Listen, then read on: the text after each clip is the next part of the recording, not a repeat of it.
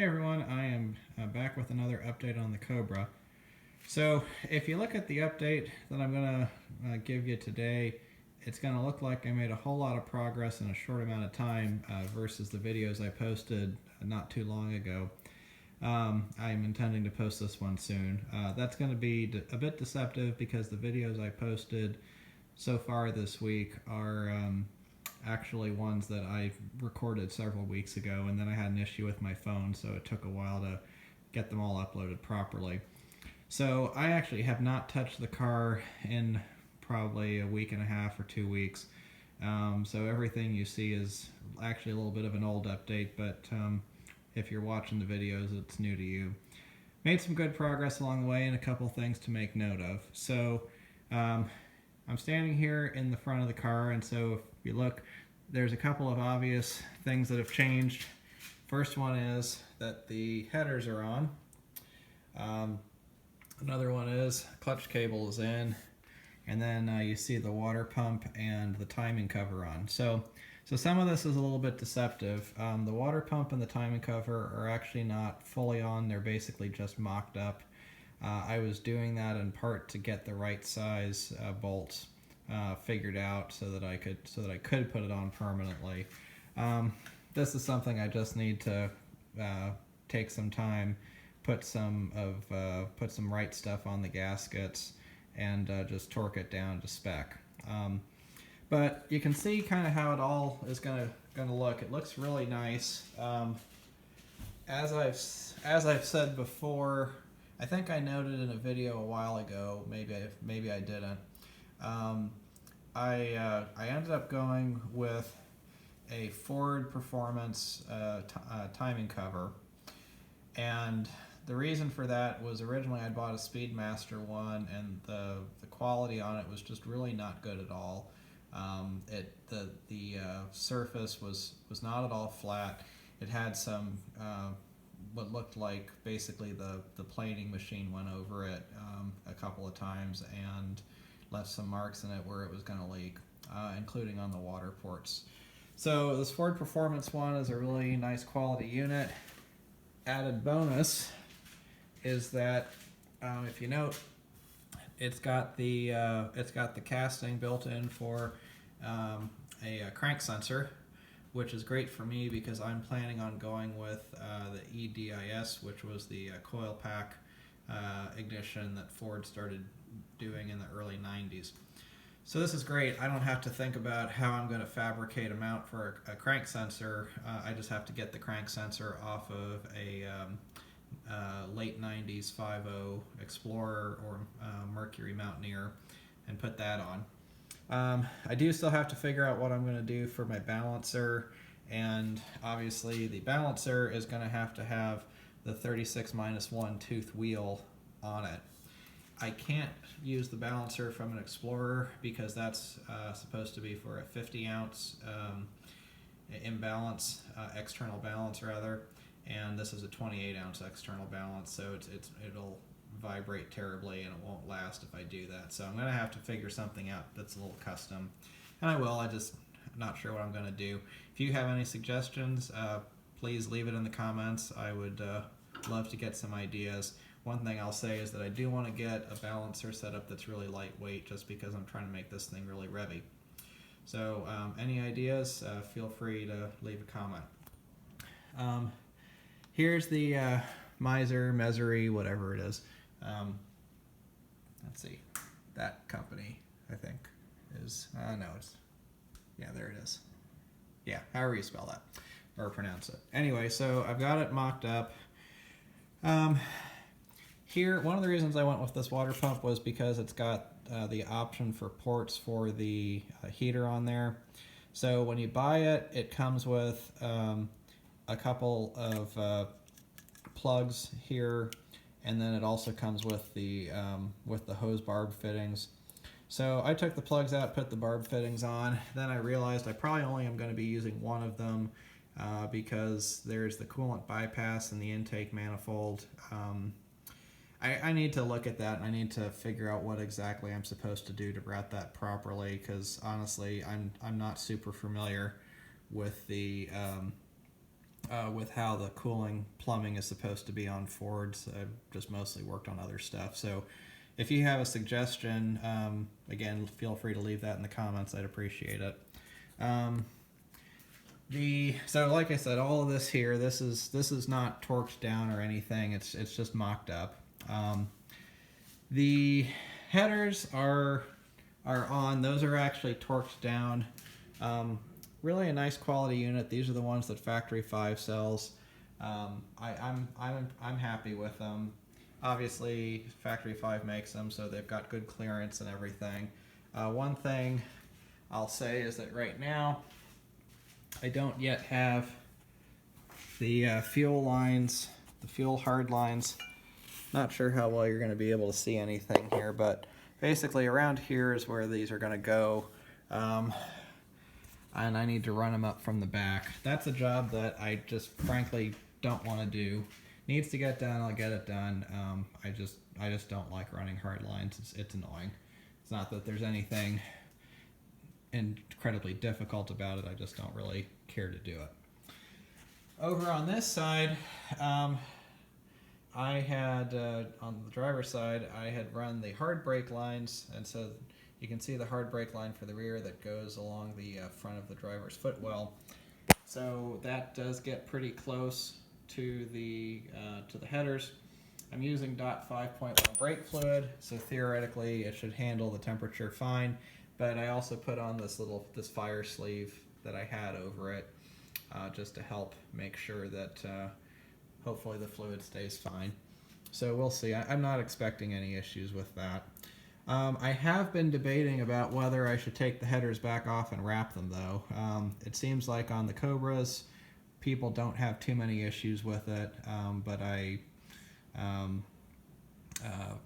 if you have thoughts, again, feel free to leave a comment. I'd appreciate it. Another thing I got to do is I have to pick out an alternator to use. So obviously this water pump being electric, there's no pulley on it. The alternator is going to be the only accessory. So I'm going to need a fairly high amperage alternator just because I'm running an electric water pump, EFI, electric fan, all of that stuff, electric air conditioning compressor. So it's going to need to be a fairly high amperage alternator. I'm going to try to find something that I can mount here on this boss, and then I'll have to figure out where I want to put the other part to the other bolt for clamping and tightening it.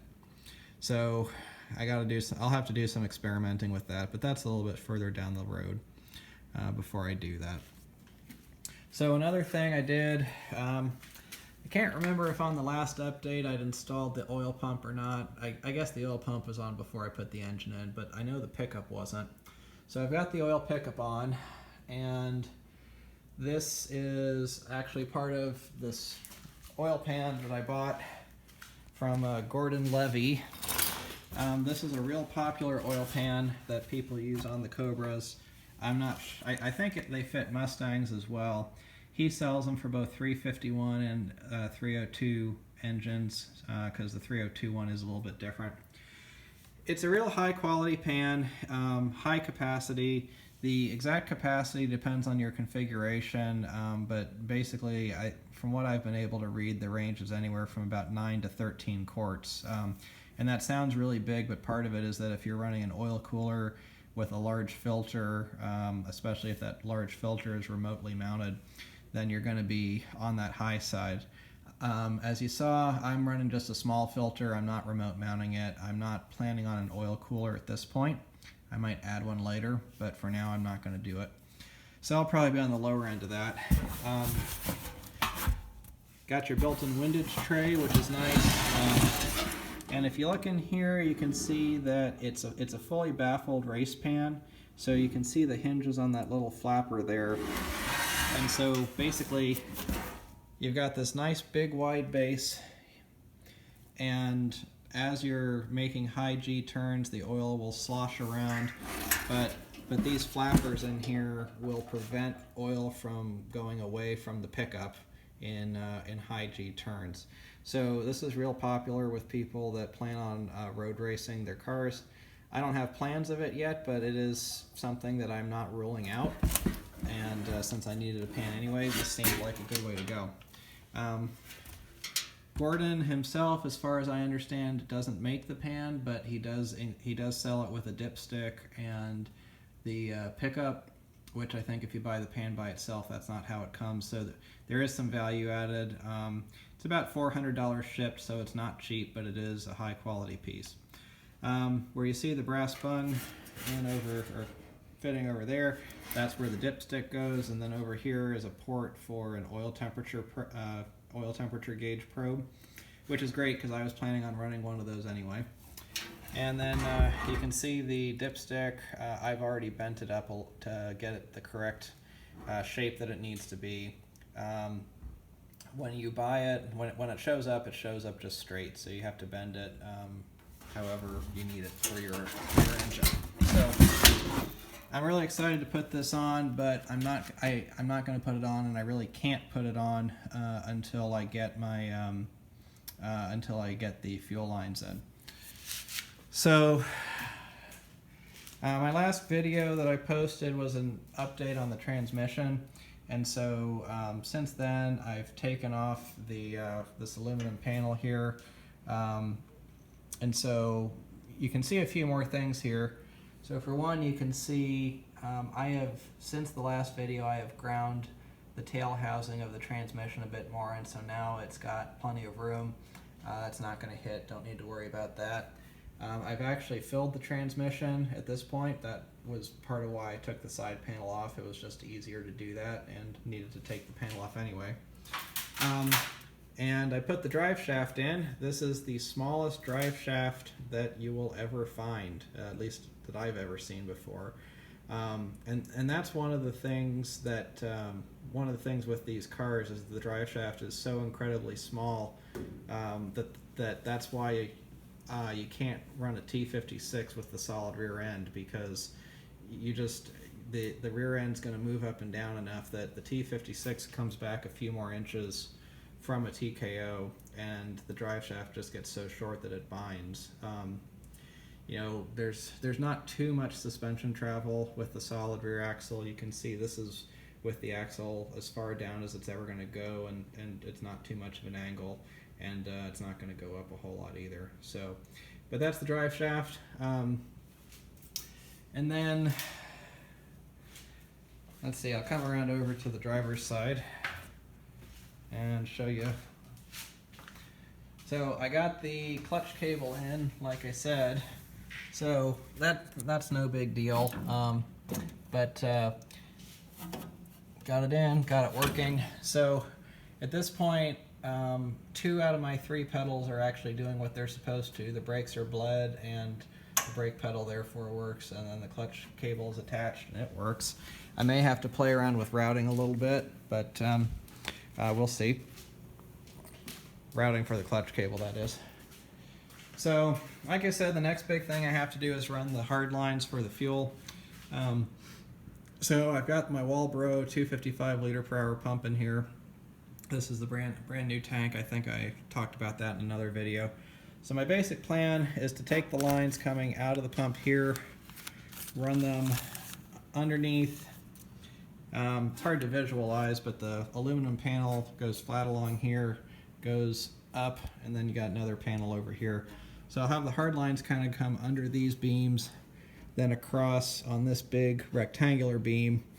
Somewhere further up in here is where I'm going to put the fuel filter, and just have that attached on there. And then I'll have the hard lines go down that cross member, or not cross member, beam, whatever you want to call it. So it'll be this beam here, and then it's come up the main frame all the way to the front, then go up. So it's not that it's hard to do, I just don't like doing hard lines, and I've had a lot of other stuff going on, so just haven't had a chance to get to it.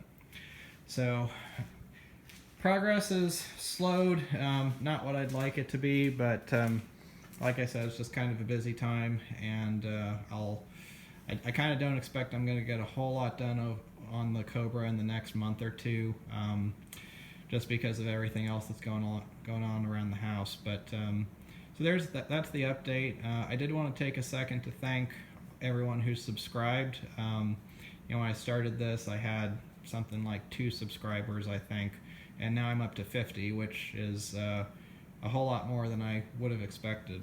So really appreciate you guys subscribing. Hope you like the content. Like, subscribe, make comments, tell me what you like, and I guess until the next. Oh yeah, one thing I will say beforehand, before I stop, is another thing I need to do is I need to take the intake manifold that I have, and I need to take off the intake gaskets and set it up on here to see what kind of angle exists. I talked to a machine shop about the fact that there's more of a gap on the bottom than on the top.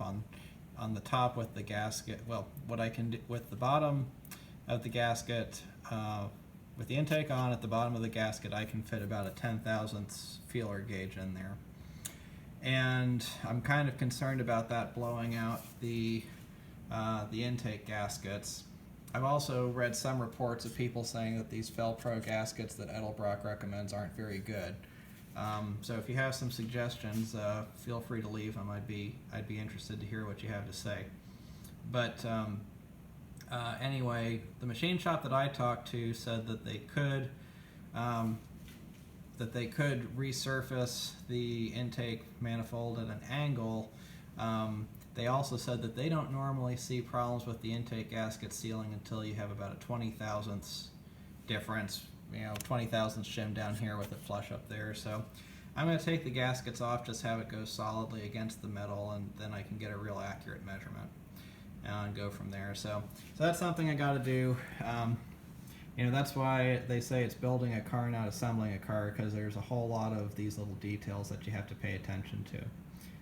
Oh, and I guess one thing I'll just say right here is if you're building a Cobra and you're wondering what size, what part number filter is short and that you can put in here without needing a relocation kit, this is the one I use. It's just a Purolator 14670, and you know, I went with the PBL, so it's the whatever the top end one is, but that 14670 size fits on nicely and fits in there really easily.